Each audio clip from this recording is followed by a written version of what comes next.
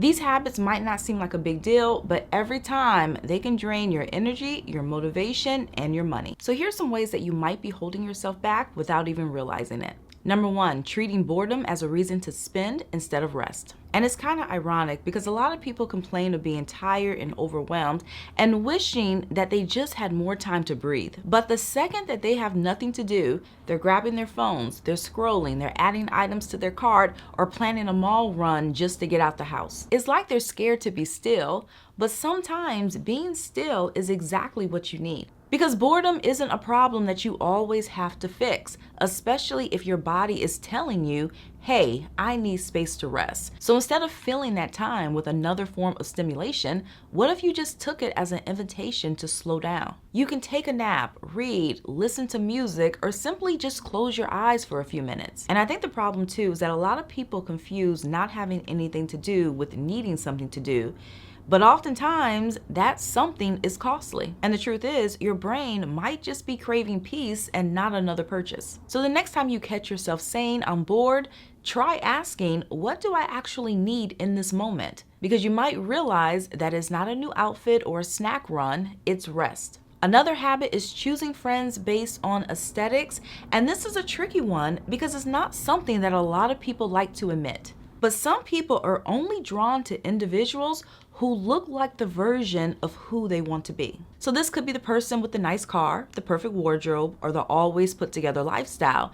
And in the end, to each their own. However, if you're constantly always trying to keep up with another person's vibe, you're gonna exhaust yourself. And you might not realize just how much money you spend trying to belong.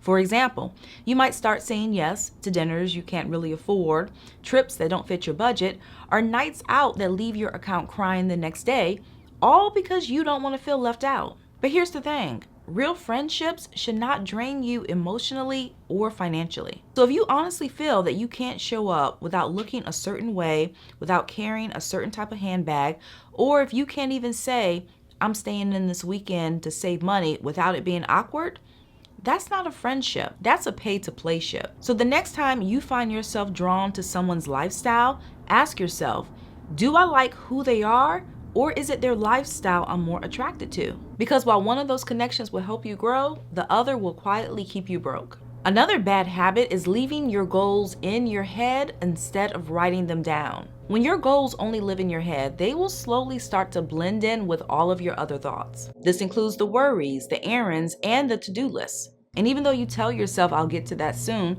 without something concrete to look at, those ideas can easily drift away. And writing things down isn't just about organization, it's about accountability. Because when you put your goals on paper, they can become more real.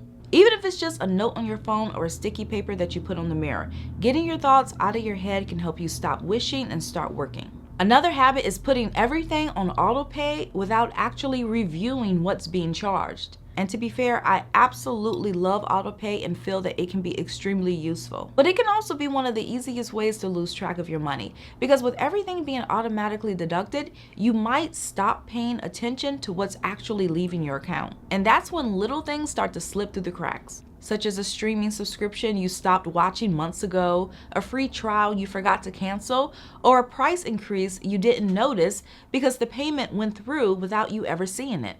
And before you know it, $10 here and $15 there becomes a pattern that slowly eats into your budget. Maybe not enough to set off alarms, but enough to keep you wondering where your money keeps disappearing to. And the solution, of course, isn't to get rid of autopay completely, it's to stay aware. So set aside time once a month where you go through and you make sure that you look at each transaction line by line. And ask yourself, does every charge still make sense for the life you're living right now? Are you still using the app? And you might even consider if you really need both Netflix and Hulu and Max. Think of it like cleaning your digital wallet. Because the same way you might periodically clean out your space and throw away things that no longer serve you, you should also do that for your money. Because in the end, autopay should make your life easier and not more expensive.